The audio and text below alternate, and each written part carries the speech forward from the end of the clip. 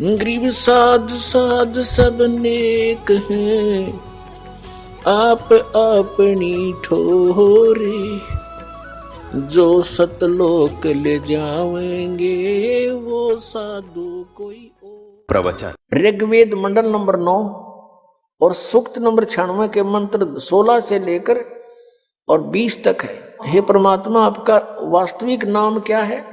16वें श्लोक में प्रश्न है। उत्तर दिया 17वें श्लोक में कि वो कबीर साहब, कबीर परमेश्वर है और कबीर वाणी के द्वारा वो अपने ज्ञान को लोकोक्तियों के माध्यम से उच्चारण करके बोलता है, जिस कारण से वो एक प्रसिद्ध कवि भी कहलाता है, लेकिन वो होता है परमात्मा। फिर 18वें श्लोक में कहा कि वो तीसरे मुक्ति धाम में रहता है, सतलोक में रहता है, वहां से गति करके आता है। गीता जी अध्याय नंबर 15 के श्लोक नंबर 4 में कहा है कि जब तत्वदर्शी संत आपको मिल जावे, उसके पश्चात परमेश्वर के उस परम पद की खोज करनी चाहिए, जहां जाने के बाद साधक फिर कभी लौटकर संसार में नहीं आता। और जिस परमेश्वर ने सारे ब्रह्मांडों की यानी संसार रूपी वृक्ष की रचना की है, और मैं भी उसी की शरण में हूं, केवल उसी की भक्ति करनी चाहिए। अनन्य मंत्र श्रीमद् भगवत गीता अध्याय नंबर 18 के श्लोक नंबर 62 में कहा कि अर्जुन, तू सर्व भाव से उस परमेश्वर की शरण में जा, उसकी कृपा से तू परम शांति को और सनातन परम धाम को प्राप्त होगा, शाश्वतम स्थानम। अब इससे सिद्ध हो गया कि गीता ज्ञान दाता श्री कृष्ण जी में प्रवेश करके ब्रह्म बोल रहा है, और ये भी नाशवान। इसका मंत्र जो ओम नाम है, केवल इसकी साधना करने से जो प्राप्ति होगी वो भी यूजलेस, क्योंकि ये सरपुरुष है, नाशवान है। अध्याय नंबर 15 के श्लोक नंबर 16 और 17 में 3 प्रभु बताए, सरपुरुष, अक्षर पुरुष और परम अक्षर पुरुष। परम अक्षर ब्रह्म जो 8वें अध्याय के मंत्र 1 का उत्तर 8वें अध्याय के 3रे श्लोक में दिया गीता ज्ञानदाता ने कि वो परम अक्षर ब्रह्म है। तो गीता जी अध्याय नंबर 15 के श्लोक नंबर 16 में 2 पुरुष, सरपुरुष और अक्षर पुरुष की जानकारी है। सरपुरुष है ये ब्रह्म है, ज्योत निरंजन काल है, 21 ब्रह्मांड का स्वामी है, इसका ओम नाम है। फिर अक्षर पुरुष ये 7 संख ब्रह्मांड का स्वामी है, और इसका गीता जी अध्याय नंबर 17 के श्लोक नंबर 23 में जो ओम तत् सत 3 मंत्र कहे हैं, उसमें से इसका ये तत् मंत्र है, ये सांकेतिक है। ओम और तत् मिलके यह 2 अक्षर का सतनाम बनता है। और तीसरा जो सत्य है वो सारनाम की तरफ संकेत है। ये तत् भी कोड वर्ड है और सत भी कोड वर्ड है, क्योंकि गीता ज्ञानदाता ने ऑप्शन छोड़ दिया है कि मैं नहीं जानता उस परमात्मा के पाने की विधि, तत्वदर्शी संत बताओगा।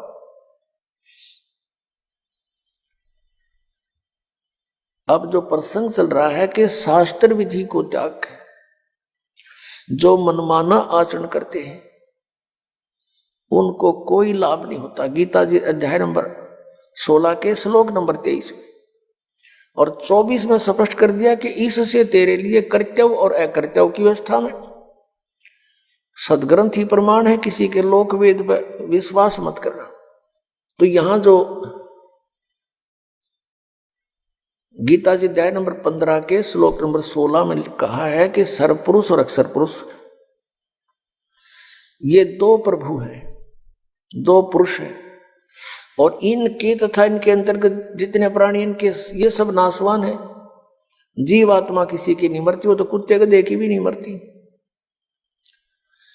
15वें अध्याय के 17वें श्लोक में तुरंत कहा कि उत्तम पुरुष है तू अन्य, परमात्मा इति उदाहरते हैं, ये लोग तरम आविश्य विवर्ती अवैश्वर। 8वें अध्याय के प्रथम मंत्र का उत्तर जो तीसरे में दिया है 8वें अध्याय के में, वो परम अक्षर ब्रह्म है, वो गीता ज्ञानदाता से अन्य है और सुप्रीम पावर है। यहां गीता अध्याय नंबर 15 के श्लोक नंबर 17 में उसी की तरफ संकेत है कि उत्तम पुरुष है तू अन्य परमात्मा इति उदाहरते, और उसको भगवान कहते हैं। और वही तीनों लोकों में प्रवेश करके सबका धारण पोषण करता, वो है वास्तव में अविनाशी परमात्मा। तो यहां जैसे संसार रूपी वृक्ष के जड़ से मूल से पूरे पेड़ को आहार प्राप्त होता है, तो सबका धारण पोषण करने वाला कौन हुआ? जड़ हुआ, मूल हुआ। और वो मूल कौन है? वो परम अक्षर ब्रह्म है, वो परम देव पुरुष है। तो वो तीनों लोकों में प्रवेश करके सबका धारण पोषण करता है वो परमात्मा। कौन? परम अक्षर ब्रह्म। अब हमने ये साधना देखनी है कि किस साधना से हम जन्म और मृत्यु के रोग से मुक्त होंगे, और सदग्रंथों में प्रमाण हो वही सफल होगा। अब गीता जी अध्याय नंबर 15 के श्लोक नंबर 18 में फिर इसने थोड़ी सी टांग अड़ाई है गीता ज्ञानदाता ने, लेकिन उसने बोला तो ठीक है, समझने वाले उसको गलत समझ जाते हैं। 15वें अध्याय के 18वें श्लोक में कहा कि मैं लोक वेद के आधार से पुरुषोत्तम प्रसिद्ध हूं, क्योंकि मेरे अंतर्गत जितने प्राणी हैं मैं उनसे उत्तम हूं। उत्तम माने श्रेष्ठ हूं, तगड़ा हूं, उनसे मैं शक्तिशाली हूं, इसलिए मैं लोक वेद के आधार से पुरुषोत्तम प्रसिद्ध हो रहा हूं। आई एम नोट पुरुषोत्तम। पुरुषोत्तम तो 15वें अध्याय के 17वें श्लोक में इसने खुद बता दिया कि वो है पुरुषोत्तम। लोक वेद क्या होता है? जैसे हमने सुन रखा था, श्री ब्रह्मा जी, श्री विष्णु जी, श्री शिव जी अजरो अमर हैं, इनके कोई माता पिता नहीं है। सर्वेश्वर महेश्वर मृत्युंजय कौलज्य पता नहीं क्या क्या कह रखा था।